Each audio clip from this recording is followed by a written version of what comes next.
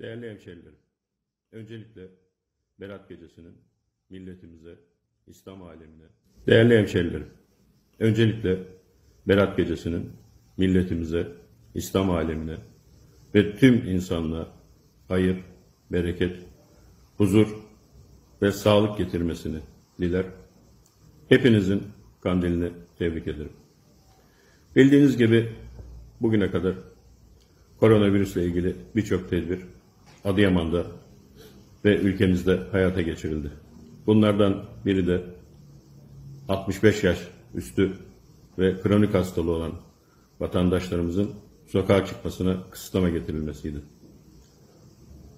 Bu vatandaşlarımızın mağdur olmaması için bildiğiniz gibi valiliğimizde ve tüm ilçelerde Vefa Sosyal Destek Grubu kuruldu. Bu grupta yer alan ekiplerimiz bugüne kadar 650 vatandaşımızın maaşını evine götürdü. Bu vatandaşlarımızın 4120 talebini yerine getirdiler.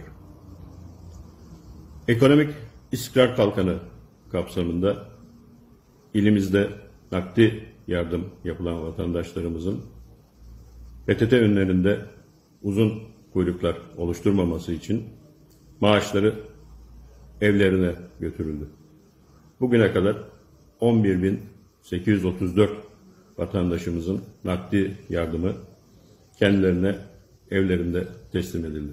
İl dışından gelen vatandaşlarımızın 14 gün boyunca kendi evlerinde izolasyonlarını sağlamaları çok önemli. Bu kapsamda ilimize gelen 4.814 vatandaşımızın takibi yapıldı. Şu anda da 1963 vatandaşımızın bu izolasyonu sağlayıp sağlamadıklarının takibi sağlık, emniyet ve jandarma birimlerimizce yapılmaktadır. Bildiğiniz gibi hem büyük şehirlere hem de toplu taşıma araçlarıyla seyahatlere kısıtlamalar getirildi. Bugüne kadar ilimizde de bu kısıtlamalar kapsamında 810 vatandaşımıza seyahat izni verildi.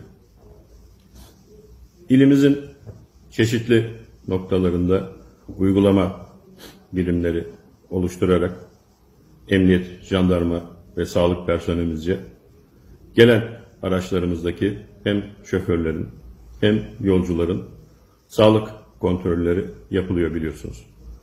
Bugüne kadar 102.158 araç içerisinde 215.233 vatandaşımız bu şekilde kontrol edildi. Ancak alınan tedbirlere uymayan, bu kurallara uymayan 275 vatandaşımıza da idari para cezası uygulandı. Ben tüm vatandaşlarımızdan tekrar rica ediyorum. Alınan tedbirlere uyalım. Zorunlu olmadıkça dışarıya çıkmayalım. Bir kişinin tedbirlere uymaması yüzlerce kişinin hayatını tehlikeye atabiliyor.